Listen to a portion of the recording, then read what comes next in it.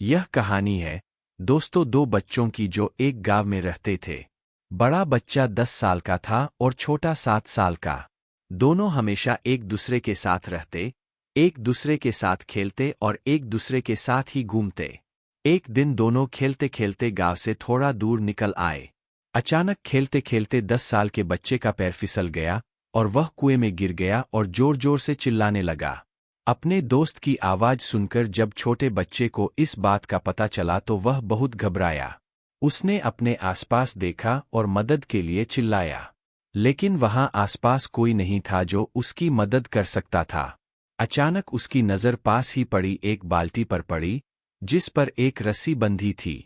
उसने बिना कुछ सोचे वह रस्सी कुएं में फेंकी और अपने दोस्त को उस रस्सी को पकड़ने को बोला। अगले ही पल वह 7 साल का बच्चा उस 10 साल के बच्चे को पागलों की तरह कुएं से बाहर निकालने के लिए खींच रहा था। उस छोटे से बच्चे ने अपने दोस्त को कुएं से बाहर निकालने के लिए अपनी पूरी जान लगा दी। आखिरकार वह बच्चा अपने दोस्त को बचाने में कामयाब हुआ और उसने अपने दोस्त को कुएं से बाहर निकाल लिया। लेकिन उन्हें असली डर तो इस बात का था कि जब वो गांव जाएंगे तो उन्हें बहुत मार पड़ने वाली है।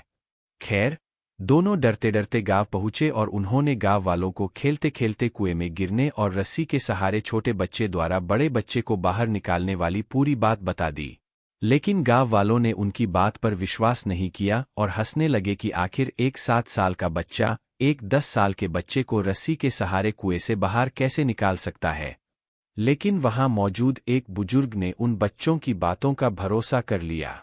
उन्हें सब करीम चाचा कहते थे। करीम चाचा गांव के सबसे समझदार बुजुर्गों में से एक थे।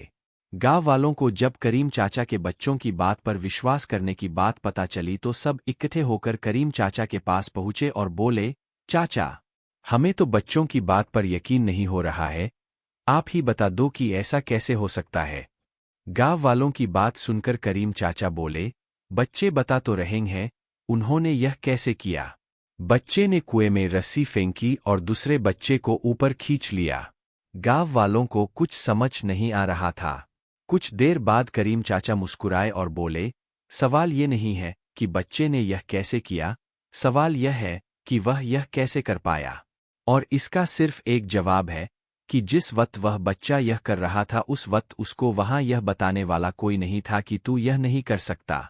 यहां तक कि वह बच्चा के मन में ये था कि किसी तरह वह अपने दोस्त को बचा ले, यही उसके मन में चल रहा था, इसीलिए वह अपने दोस्त को बचाने में कामयाब हुए। दोस्तों, इस कहानी से हमें यह सीख मिलता है कि अगर आप मन में एक बार ठान ले कि जो करना वह आप कर सकते हो। कहानी अच्छी लगी तो लाइक जरूर करें। धन्यवाद।